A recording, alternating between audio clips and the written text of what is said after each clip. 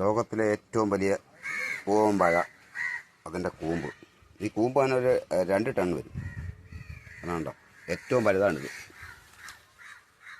ഇത് ആഫ്രിക്കയിൽ പട്ടിണി കിടക്കുന്ന കുട്ടികൾക്ക് വേണ്ടി ഈ കൊല കയറ്റുമതി ചെയ്യുകയാണ്. ഇത് രാസവളം ഉപയോഗിക്കത്തില്ല, പച്ചില വളങ്ങളാണ്. 1.5 ടൺ പൂച്ചെടി, 1 ടൺ നാറ്റപ്പൂച്ചെടി, പിന്നെ പെരുവണം, ചാണകം, അത് പോത്തിൻ്റെ മാത്രം. ഇത് ഉപയോഗിച്ചുണ്ടാകുന്ന നാടൻ കുല. എന്ന് പറഞ്ഞാൽ ഇട്ടേക്കുന്നത് എന്തിനാ അറിയത്തില്ല. ചന്ദനത്തടിയുടെ താങ്ങാ കൊടുത്തേക്കുന്നത്. ഈ വാഴയ്ക്ക് അത്രയും ആരോഗ്യം, അത്രയും പവർ ഉണ്ടായതുകൊണ്ട് മാത്രമാണ് ചെയ്യുന്നത്.